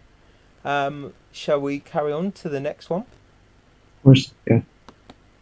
So now we're on Runing and Son in the USA, I believe. This is somewhere between 250 and 500,000 US dollars. Another Paris 1844 in the Stradivari model. Mm-hmm. This looks awfully similar to a few offered on Terezio. I don't know if they're the same one, but I mean, a lot of Vuillaumes made in this period look almost identical. This, I would say, is one of them. Have a little that little dark spot in the middle of the front is actually a rosin residue, and not actually like I said, not actually intentionally antique that way. But it adds a lot of character to the instrument. A few years ago, I've seen a very similar example being sold on Terezio. It looked astonishing, at least with their photography. Yeah, Terezio are very good at kind of enticing people with good photos. Let's have a quick look what's here. Let me see if this is the one sold on Terezio.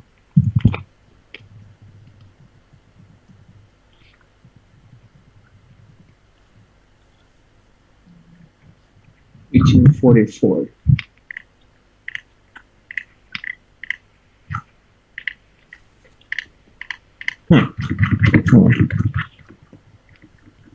I'll keep scrolling. Yeah. Probably not, because most Vuillaumes made in this time look exactly the same. Okay. Here's the 1840 example. Oh, they look identical. Let me see.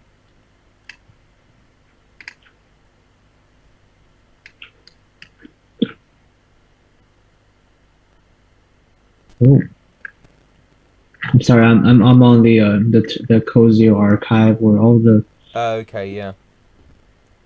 If it's a really nice picture, no Terezio sold it.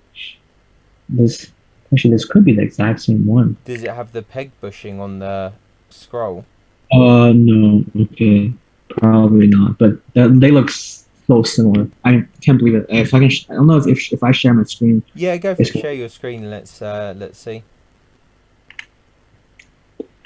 Let me see.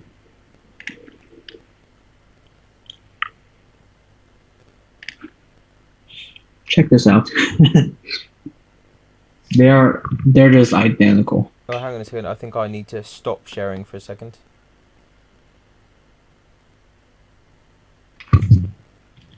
Okay, yeah. Hey, look at this.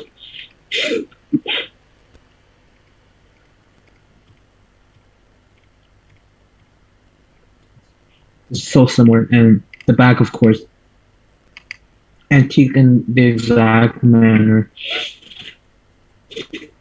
Yeah, like the wood is slightly different, but you can tell like they're all made in around the same time, both Strat models. Yeah. That's why I would even call it one of those mass-produced wheels.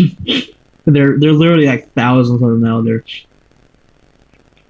So if anyone watching want a maker to try their luck with, want to discover a violin by a big name, Vuillaume is probably your best chance because there's so many of them out there. And they're very easy to tell. A lot of potential sleepers. Yeah. Okay. Well, this one's pretty standard one. Shall we see what we have next? So now we are on the Los Angeles violin shop. So this is an even later one. This is 1864, 356 length of back, and with a Vatalo Rampal certificate. Another Del Gesù copy. So this is right up your alley. Look, a home trial. Perfect. That's it. Email them now.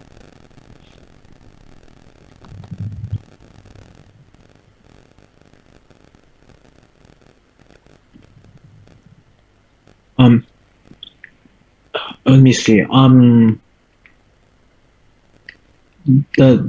I was gonna say something. I'm doing some really quick research.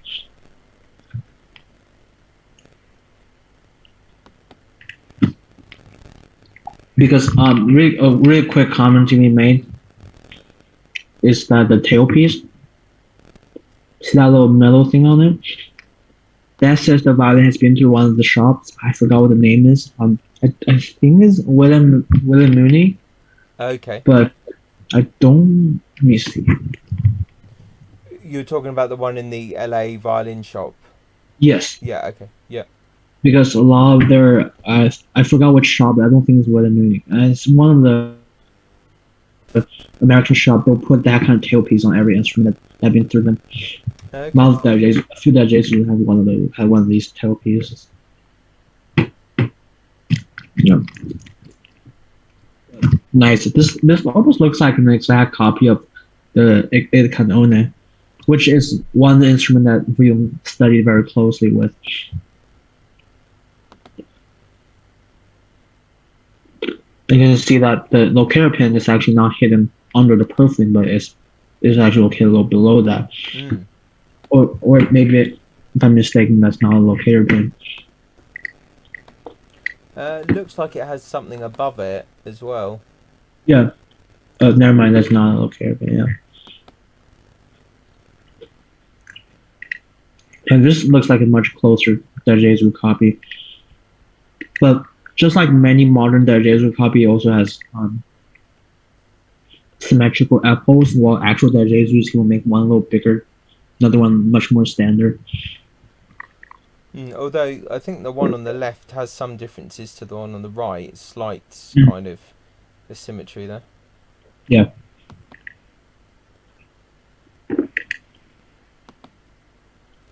It's very interesting that if you look at the scroll from the front, yeah, the bottom of the scroll is almost flat, or a lot of scrolls would make it a little, almost like a triangular shape downward, pointing downward on the side. Yeah. This could be, features we picked up from the original instrument. So I suspect this could be a much closer copy. Is this one of interest to you? Yeah, this will be a more interesting one compared to the other. I mean, I would definitely like a Del Gesù model.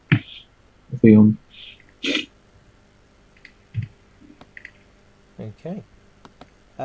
Shall we carry on and see what else we can find? I think there's a few in from Probst violin shop. That's right, yeah. So back to the US, Probst, who have like an insane amount of instruments, don't they? They really have like an incredible... We should really do like a video on this shop alone, to be honest. It'll probably take us about 5 hours.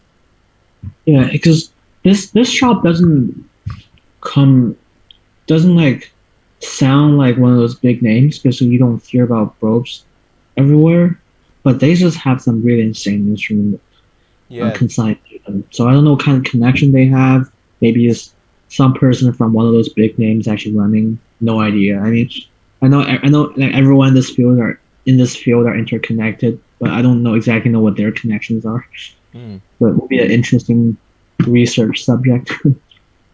So this is a one circa 1845 to 50 from Paris. It's another Del Gesù model, $300 to $500,000. There's a certificate from Kenneth Warren and Son Chicago from 2014, and there's quite a few pictures it looks, which is good. So let's see if we can. If I can say this relative to the other Vuillaume they have, this one is valued at 300 to 500,000. Or the other one, they're putting it in the 200 to 250 range, which is a bit of a norm. What the other one sounds a bit in the normal range for Vuillaume. This one seems to be like a special one, which I guess I can see. This could be one of those personal copy I was talking about as well. Mm. You can see that the scrolls a little uneven, asymmetrical. It's almost look like you can tell it's an intentional De Jesus copy. The scrolls even mimic the De Jesus tool marks, so you can see a little bit on this if you look at it from the side, not from an angle. If you zoom a little bit into the scroll, you can see there's no tool marks actually left on it. Very uncommon for Vuillaume, but unless he's being very, very intentional about it, which I'm certain for this case that's exactly what he's doing. Yeah, you can see the gouge marks here on the turns, can't you? Which is interesting because it almost sounds like for an instrument at this level, there isn't that big of a difference between auction price and dealer price. So, if certain dealers still have their price set in the price 10 years ago, maybe you can even pick up some good deals from dealers. Okay, let's see what other any other photos you want to look at on this. Yeah, well, I guess we can kind of have a little detailed dive into this one because I guess this is an interesting one. Okay. Yeah. You can even see that he's copying that De Jesus rough purfling, which is insane. I mean, so far we haven't seen an instrument looking like this.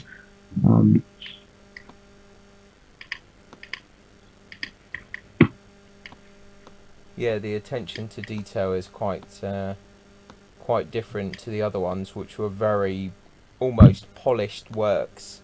You can see that there has been some intentional antiquing done on it, but it's done very similarly to the original instrument. You see a little bit packing tape antiquing to the upper belt, and the shape is more convincing to the middle. If this instrument is sold at the normal Vuillaume price, it would be this. Why I think what makes Vuillaume instead of all the other mass-produced Vuillaume, and they're all good, but this one is just another level. Yeah, this is a lot more true to the originals in terms of copies. Have a quick look at the front there. You can quite clearly see like the asymmetry on the F holes on this one.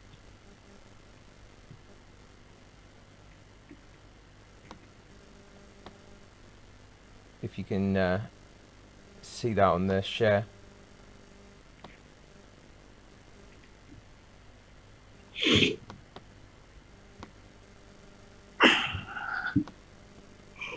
Do you have any thoughts there on the front?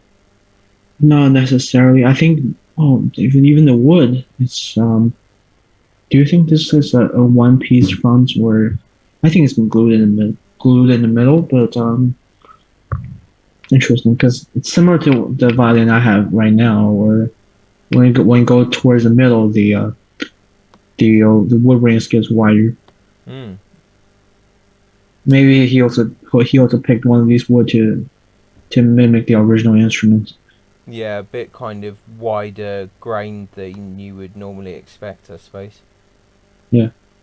And see how he really stayed very true to the Jesus form. It gets very, very flat to the top, near the neck. Let's have a quick look at the side views. And I did notice some interesting detail on the scroll. If I think there's a closer picture this way, that's fine. Yep. Yeah, I think there's a closer picture for the scroll. You can. Okay, let me just find that one.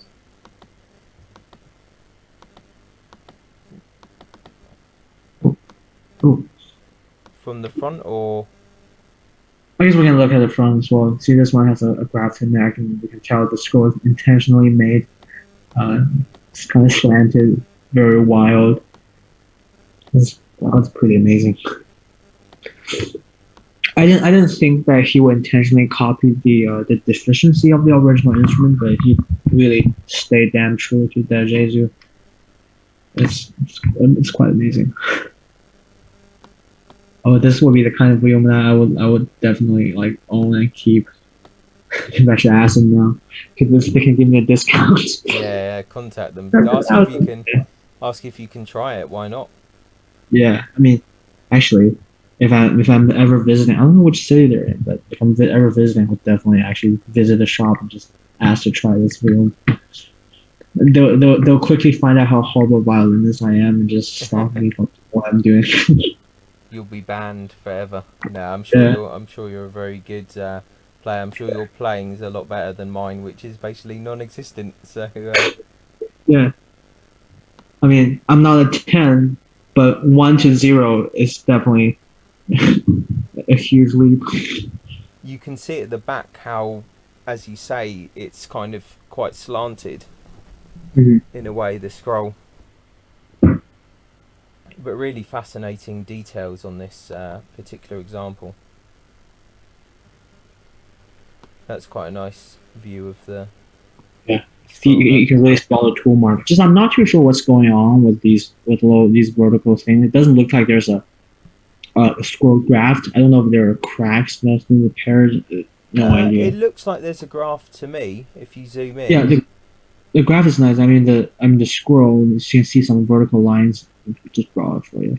So you can see some here. There's a little bit here as well. And I think on one of the side picture you can really see. Yeah, I see what you're saying. Yeah, some interesting things occurring there. But yeah, very interesting looking instrument, that one. Yeah, but I mean, it's like this thing here. I don't know what's going on. Any guesses? Yeah, I see what you're saying. It almost looks like it's been broken, it's been split and re-glued. I mean, I guess it's possible. But maybe like a failed grafting job that just cracked the whole damn scroll. Yeah, or maybe someone knocked the top of the scroll and it broke off, potentially. I mean, that would explain the line is on both sides, isn't it? So. But that's a very specific kind of destruction. I mean, I've never seen any scroll like literally broken in half like this. But gosh, this. Well, anything's possible, isn't it? So people I mean, always find funky ways to break stuff. Yeah, I mean, this would be considered even an unstable repair. I mean, the repair is awesome. I mean, this kind of damage would almost hurt the value. Maybe I should kind of ask them a bit about it. Yeah, why not? Yeah, inquire and see. It is definitely curious. But you know what dealers don't like? They don't like dealer to dealer conversation. I mean, if I'm a player, they can say all they want and tell me how this instrument is worth $500,000. But me knowing a little too much about the trade, I can start pointing out condition issues to them. That's when they actually gonna kick me out of the shop. Yeah, exactly. Okay. Shall we have a look at the second one that they have? Sure, yeah. So here we go. Another one from 1855. This is lower, yeah, like as you said, 200 to 250,000. This is actually a very fair price. Yeah, this is like a Strad model, isn't it? So this could be the one.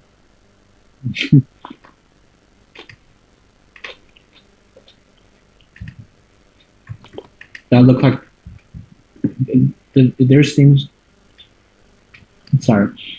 Is there any samples cracked from the look of it? On the front or? Yeah, I mean either side really, but probably the front. I don't know because price sound a little suspiciously low for a dealer.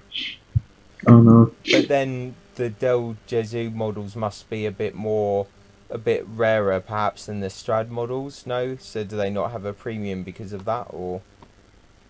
I mean, they're literally selling at auction price for this thing. That Del model will fetch a much higher price on auction too.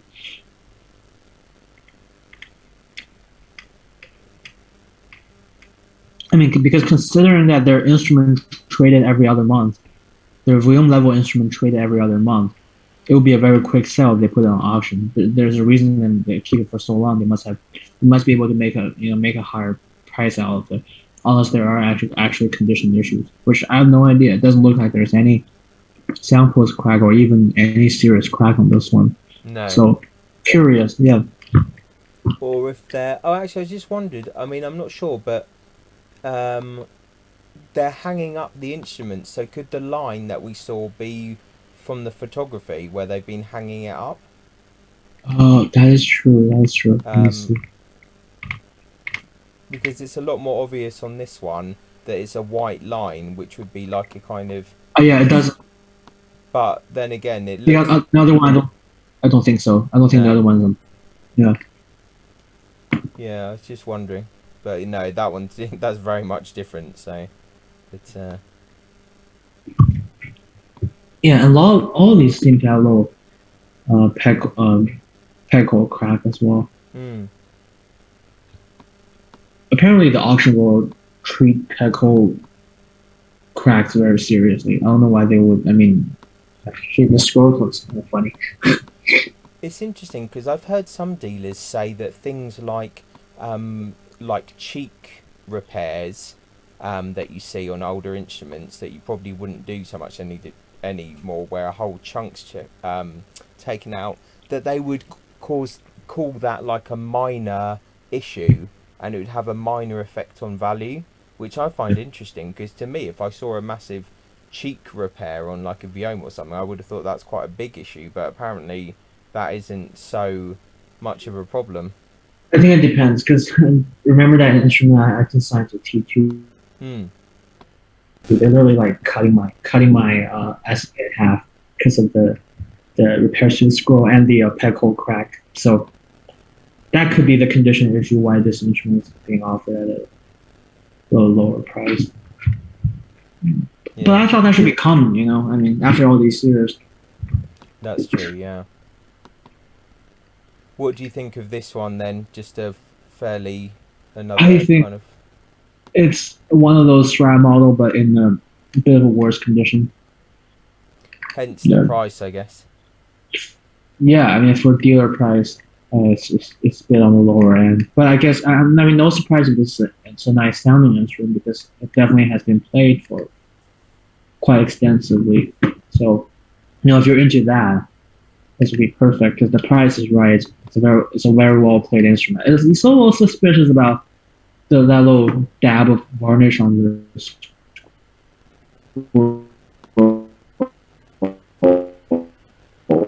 It could be some sort of retouching or anything. You know, probably not a replaced scroll, just that little dab of varnish is very suspicious. I think the internet went a bit funny there for a second. You say that again, you're talking about a varnish on the scroll at one point. Yeah, on the eye. Because, you know,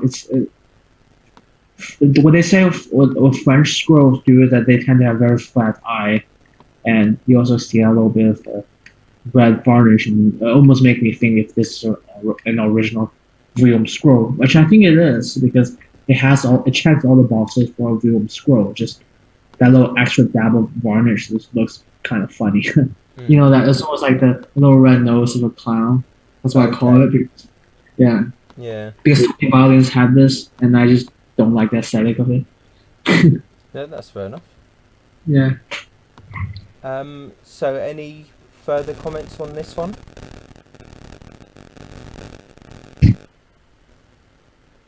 That's about all. I think it's okie dokie. Understand. Yeah. I mean, I wouldn't be surprised if all of these instruments we saw sounded really good, because these are all made in the modern standard, in the the best sounding standard. They don't do weird stuff like high arching, flat arching, like super flat arching, or like Steiner model.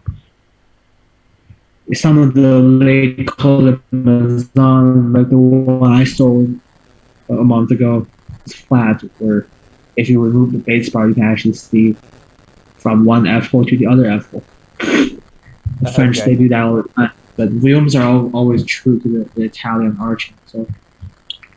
So I mean, I wouldn't be surprised if all these instruments we saw today sound very good.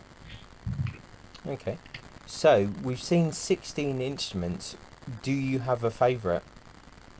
Well, I would say, because just now I told you that my favorite would be the Ingalls Heyday one. I would say that's still one of my favorite, but I really like the Brooks Dergés with Vuillaume. That one's just amazing. Besides, I'm a little suspicious on how the scroll has been broken in half vertically, which is like doesn't. I mean, if you can break a scroll that way, it's kind of impressive. But it does look like it's actually been broken up that way. But this, That would be my thought, but worth asking them in any case. I don't know if I it mean, says you anything. can see these lines from both sides. Maybe when I visit them, I can kind of negotiate a good deal with them. Be like, Yes, hey, exactly. considering some of the scroll stuff you didn't tell me about. Yeah. But yes, that's who's Kenneth Warren. Yeah. Yeah, it doesn't say anything about that here. Nor Yeah, does I it mean, say. normally for a certificate of authenticity, they wouldn't mention condition issue. But overall, I think this is just an amazing instrument. I mean, I think Vuillaumes are beautifully made with very high standard of workmanship. I wouldn't think he would. I mean, I've seen a few examples of his Jaegu copies. I know he would do things like this. But this is, beautiful personal work. This is what you actually call Vuillaume, if not the other. So that's kind of why I also think the other Vuillaumes are a little overpriced, because essentially they're almost Colimazan. They're just Colimazan with extra with extra weathering. Yeah. And Colimazan, you can pick one up, even the older one in the 19th century. You can pick one up for about 2,000 to 5,000 pounds. Well, the other mass-produced Vuillaume, you're looking at 200,000. But this one, being a famous maker as Vuillaume and being his personal work, I think 200,000 is a valid pricing. So yeah. But all of them are made to some insanely high standard. So I mean, because it does also justify the pricing. Yep, definitely. Yep, very fine instruments by the hand or from the workshop of a very regarded maker. So definitely a good investment for anyone that's able to afford them or look into them. Yeah. I mean, I wouldn't be surprised if the price of them will kind of keep going up like crazy. I mean, to be honest, at this moment, Vuillaumes are already as expensive as they could be. To a point, they're almost a little too expensive, because I wouldn't be thinking of paying the same money as a Gagliano to buy a Vuillaume. Which, I mean, to be honest, Vuillaumes should sound better and even look better than Gaglianos, but still, the other is a big name Italian. I don't want to go too far into this conversation because people have different opinion on it, but you get my point. Mm.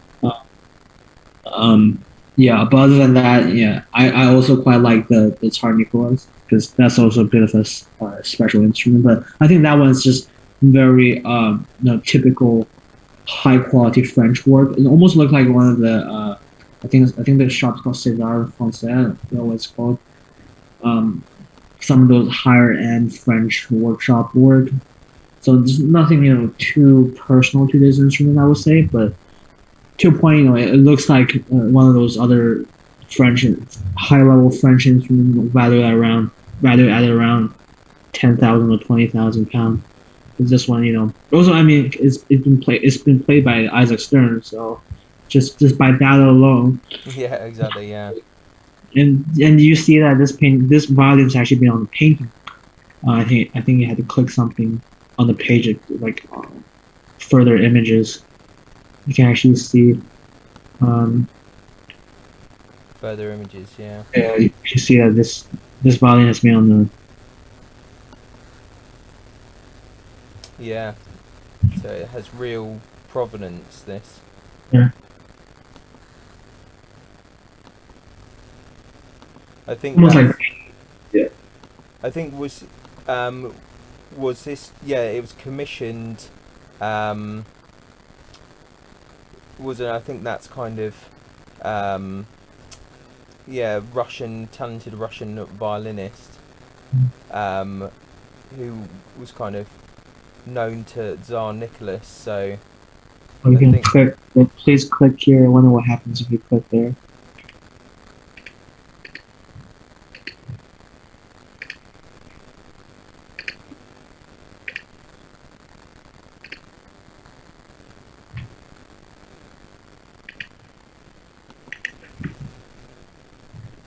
but yeah, I think out Hmm. of all of the instruments in terms of provenance, like this Tsar Nicholas one, how it was kind of purchased and previous owner has probably got to be one of the top ones.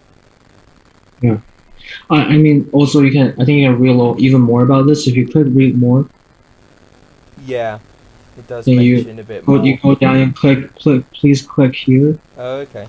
There's a whole article on the I think instrument owned by this guy. Oh, okay. Yeah. Yeah, so there really is quite a lot of. You see kind of another uh, Vuillaume violin there. It's funny that Ingalls Hayday almost has a history of selling like important violins because they're the one who also sold the quartet, the Saints, whatever it's called. Bit of an overpriced sale as well, but you know, people like special instruments. Hmm. Yeah, I think the Ingalls and Hayday always have very fine kind of instruments for sale in their auctions. It's always top tier things. Um, so on that note, do you have any other kind of further or closing comments on this hunt for the Jean-Baptiste Vuillaume violins? Well, I hope even just doing this video with you, I think I'm building a better idea of how some of these instruments look, have a better mental image. I guess I hope now we all have a better idea of what a room should be looking like. Because we can kind of go back to our eBay hunt and see if there's any room available. Exactly. uh, Yeah. I mean, Well, there are thousands of them out there. I mean, if any maker, if you can discover work of any maker, any big name maker, Vuillaume will be one. well, Um, well, there you go, everyone. Get hunting. Look in your attic. Look in your basement. Look in the car boot sales, yeah, and try and find a darts. Vuillaume. Yeah, Well, I've definitely learned a lot about Vuillaumes, of which I didn't know all that much. Although I've kind of seen and held one before, but I've not really known that much about them. So it was a great kind of experience to look through them. mhm, So thank you very much, Max, for your insight to this. no Uh, problem. There. we looks like we need to do a few more videos on some of the dealers' shops on their own, and also probably Yeah. need to hunt for some other violins. I As think, if doing videos on auctions not is not already giving us enough hate mails, we're gonna like just do straight up dealers. yeah, exactly. Yeah, we're going to go straight to the dealers. We're going to look at other makers. I think you mentioned before. Maybe we'll look at some Testores. Yeah, Look at some other things. Maybe try and find some more obscure makers or stuff like that, and try and see what we can find on this great interweb that there is. yeah, But yeah, we'll keep and the exciting content. yeah, and another I think really great thing if we can keep making these maker videos is that it will force me to do research and go through many examples of them. It really actually helps both of us on the long game to like recognize these makers out of the wild. Now I bet you can recognize a Vuillaume out of a bunch of French violins. So Well, yeah, definitely. I think I'd have a much more chance than I did before. So that is yeah, definitely true. So hopefully other people learn from this as well. And if you do end up watching this, if you have any comments on anything that we've said, if we've said something scandalous or what's the term, or sacrilegious, as certain people might say, then do definitely let us know.